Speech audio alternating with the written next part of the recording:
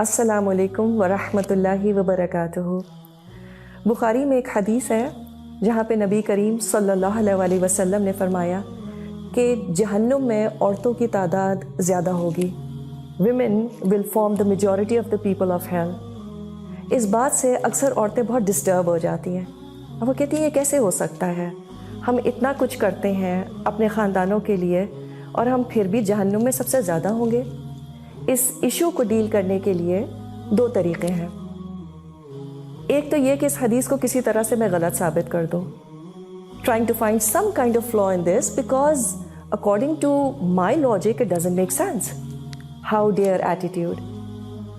دوسرا طریقہ یہ ہے کہ میں اس بات پر فکر کروں کہ آخر ایسا کیوں ہے۔ Why will most women end up in hell؟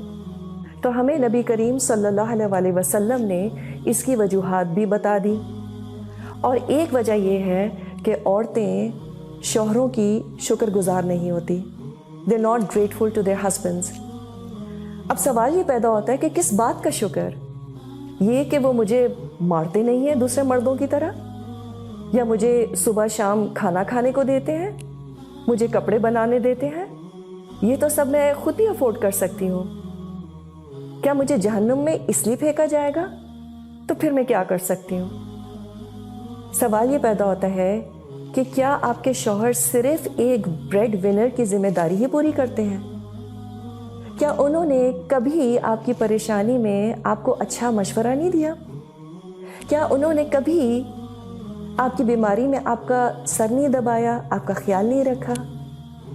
یا آپ تھکی ہوئی ہو تو شاید آپ کو پانی لا کے دے دیا ہو، آپ کے لیے کافی بنا دی ہو، کچن میں آ کر ذرا ہاتھ بٹا دیا ہو؟ کچھ نہیں تو ساتھ آ کر کھڑے ہو گئے ہوں just to give you company. بچے جب تنگ کر رہے ہوں تو ان کو سمجھایا ہو کہ دیکھو mama does a lot for you, be nice to her. شاید بیچ رات میں کبھی آپ کی طبیعت خراب ہو گئی ہو اور وہ اٹھ کر فارمیسی سے آپ کے لیے دوا لے آئے ہو۔ شاید گھر کی کبھی انہوں نے گروسری کر دی ہو، اور یہ بھی ہو سکتا ہے کہ ایک آدھ دفعہ گروسری بیگ میں سے آپ کی فیوریٹ چاکلیٹ نکل آئی ہو۔ کیا کبھی ایسا نہیں ہوا کہ گھر میں کھانا ہونے کے باوجود انہوں نے کہا ہو چلو let's go out for dinner? کیا یہ کبھی نہیں ہوا کہ گھر کی چھوٹی موٹی چیزیں، کوئی نل کا خراب ہو گیا ہو اور انہوں نے اپنا آدھا سنڈے اس کو ٹھیک کرنے میں لگا دیا ہو؟ اور کیوں؟ کیونکہ آپ کو پریشانی ہو رہی تھی۔ And I can keep going on and on۔ ہاں، یہ بالکل ہو سکتا ہے کہ یہ تمام باتیں آپ کے شوہر نہ کرتے ہوں، سب شوہر اتنے ایکسپریسو نہیں ہوتے، تب بھی اگر ہم ان کی زندگیوں کو دیکھیں تو عام طور پر صبح سے شام تک وہ جو اتنی محنت کرتے ہیں کس کے لیے کرتے ہیں؟ اور کیا یہ آسان ہے؟ ہم کہتے ہیں سب مرد کرتے ہیں، what is the big deal?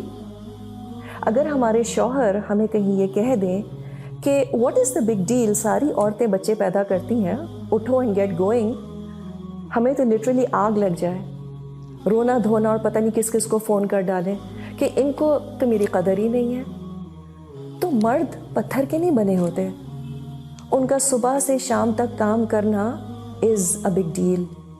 اور ہمیں کرنا بھی کیا ہے اپنے آپ کو جہنم سے بچانے کے لیے؟ ایک لفظ اپریسیشن کا، تھینک یو سو مچ، بس دیٹس آل اللہ ایکسپیکٹس فرام اس۔ جب وہ گھر آتے ہیں تو چائے پوچھ لی، کچھ پلیزنٹ باتیں کر لی، کبھی کبھی کچھ بھی کرنے کی ضرورت نہیں ہوتی، بس اپنا سارا کام چھوڑ کے ذرا حال حلیہ ٹھیک کر کے ان کے پاس بیٹھ جائیں جا کر، اور اس کی عادت بچوں کو بھی ڈالیں۔ کبھی مائیں پکنک وغیرہ پر اپنے بچوں کے ساتھ کرکٹ کھیلنے کی کوشش کرتی ہیں، تو میں تو ایٹ لیسٹ اپنے بچوں کو کہتی ہوں دیکھو ایزی بال کرانا پلیز۔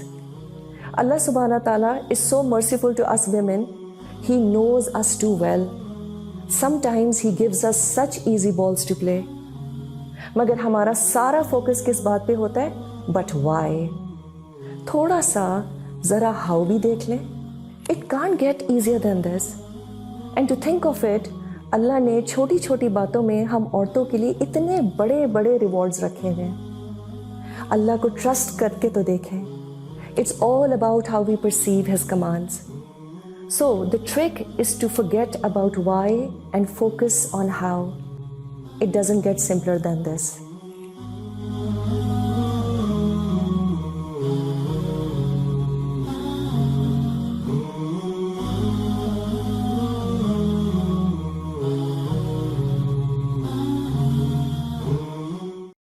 دین کی بات پھیلانا صدقہ جاریہ ہے. ثواب کی نیت سے ویڈیو کو شیئر ضرور کیجیے. جزاک اللہ.